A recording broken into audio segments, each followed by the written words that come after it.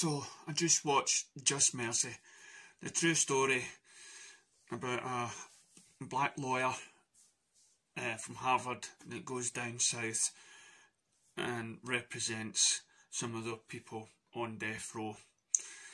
And they spend most of the time in that film, getting reminded that they're in the village or the town that was famous for To Kill a Mockingbird, as to say, well, we're for that, we're that sheriff, we're those white cops or whatnot, or those white people, we're the ones that turned the tide down south. We're not racists, we're not. But all throughout the film you realise they are racists and they don't know it.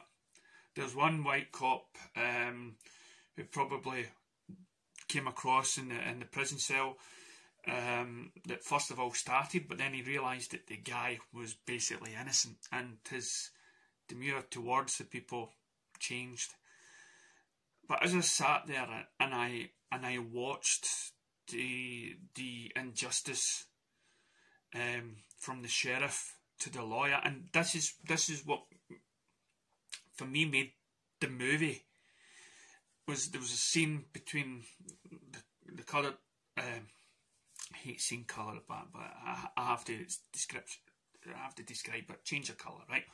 One was coloured, which was white, and the other one was coloured, which was black, right?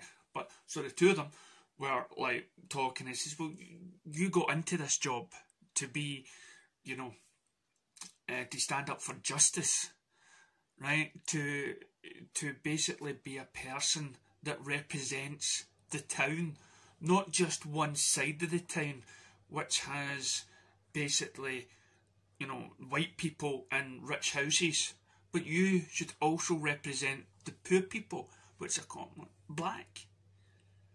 That is justice, to represent, not caring what one side thinks, but what all, and what is true.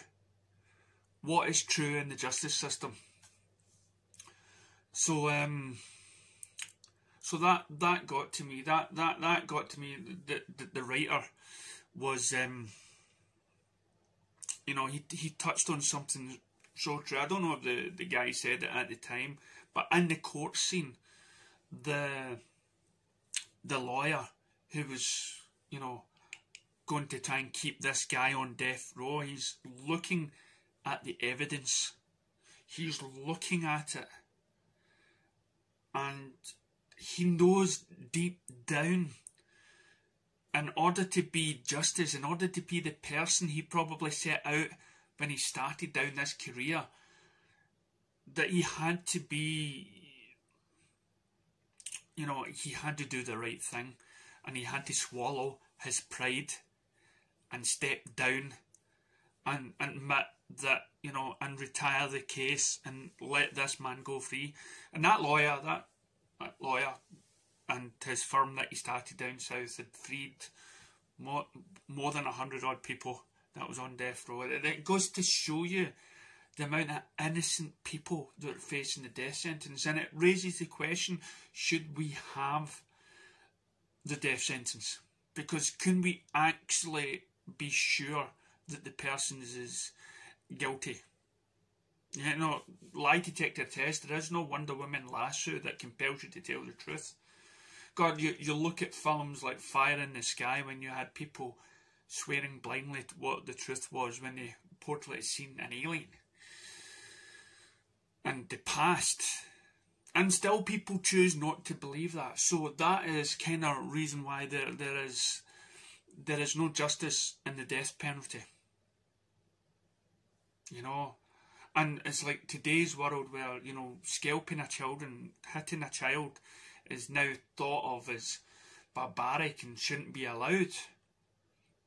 But at the same time, you're forced to then play psychological games with the kids in order to punish them.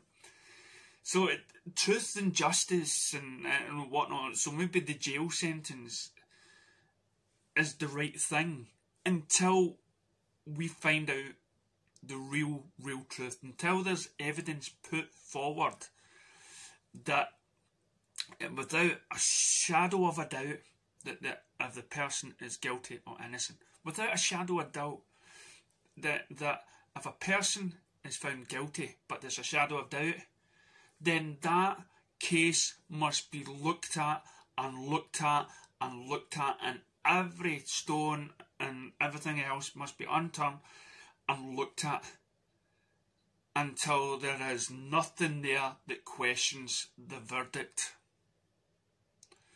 Now, so no mercy, Just Mercy gets, of course, the thumbs up. Right? Thumbs up. Great film. It's a story worth being told, and most of these stories have to be told. But because this video will also be going on to my Inner Mind channel, I also like to talk again about something close to my heart, and that's Steven Avery. That links to Just Mercy. There is evidence there, and there is of who actually killed that poor woman.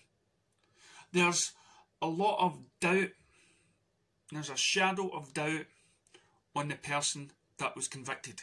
So Steven Avery and the young boy, and how he was coerced. Now in Just Mercy as well, you had that moment where the witness who had been burnt was forced to sit in a cell and smell somebody that has just been executed with the burning flesh.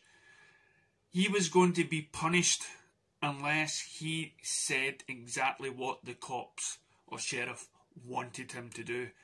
And I believe at the end of the film, don't quote me on whatnot, I believe that sheriff still has a job later on. He never got reprimanded for it. And so, was Steven Avery, I'll need to do my research again, so correct in the comments below. Was it Steven Avery? Was that down south?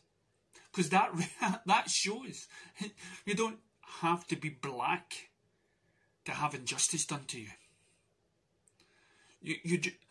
You could be poor to get injustice done to you, or somebody that you don't like them because of the way they live, you can get injustice done to them. Now, I've always said I'm for equality, and I'm not up there with the Black Lives Matter. I'm up there with every lives matter. Everything should be, because we should stop calling us, stop separating us. Segregating, is that a word? Separating us by either the colour of our skin or by our sexuality or whatnot, right? We're all part of the one team. So for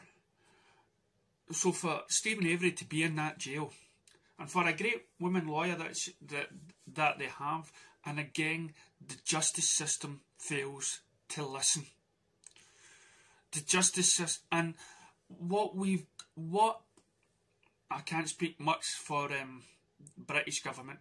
I'm not saying that's any better, but most of the high-profile cases or wrong imprisonment comes from America that I know of. I'm not saying Britain or any other country doesn't have it. I'm just saying that these are the high-profile that affected my heart. Right? So, what these lawyers and these judges over there has to watch a film like Just Mercy, has to look upon that young black lawyer that went to Harvard, that decided in his life to represent those that couldn't afford good representation.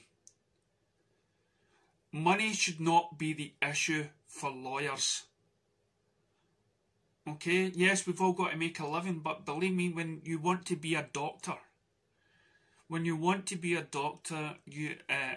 this is going in America as well, but for me, and I know there's doctors in America that probably have issues with their healthcare over there. It should never be about money or how much a person needs to make sure that their life carries on with the healthcare that they can afford. If anyone becomes a doctor, you help anybody, no matter what money they have, what colour they have, or anything else. You go into that profession because you want to help people. So when you go into the law system and you become a lawyer, please tell me that you're going into this law system wanting to help people and make sure that what you're doing is right. When you become a judge, you're willing to overlook other judges' verdicts, because you yourself need to be 100% sure that you have looked under everything, that you have given every single person, doesn't matter how many trials or whatnot that happens through that course, but you have the right people in your prisons, and that those people that have been harmed or have been killed, that those people have the right justice. And this is the thing as well with Just Mercy, that mirrors Stephen Avery in a way, is they just wanted somebody to pay. The families wanted to have somebody in jail so they felt like they get justice. But surely, and I'm talking to any family out there whose own daughter or son has been killed, wouldn't you want the right person behind the bars? Wouldn't you want even the person you believe to be done to be given the same, the same person that said, oh, he's did it or he's not? Wouldn't you want the best thing for both sides so you can go home at night and sleep knowing that both sides had a fair trial and the verdict is there? You don't just put your head on the pillow. And I'm talking about victims' families, I'm talking about judges, lawyers, everybody. Do not put your heads down on a pillow and close your eyes and believe you've done the right thing. Right? Now, if there is, and stop trying to save face by the guy that somehow got this person into jail, when we know technology and advanced medicine or whatnot could probably prove you wrong further down the line. Please, America, Britain, the whole world, whatever profession you've chosen to do, go for the best. Go put your whole heart and soul into it, without any prejudice, without anything. And if any shadow of a doubt enters your mind, then give that soul another chance, then another chance, and then another chance, until finally everything is exhausted. Don't just look at a case file or a job or somebody lying on a bed and think you know everything, and then just go and pass it on. Don't be the big shot. Listen to other people's ideas and views. Hear them out. Right? You're not God. And that's what people are playing at. Doctors and lawyers and everything else.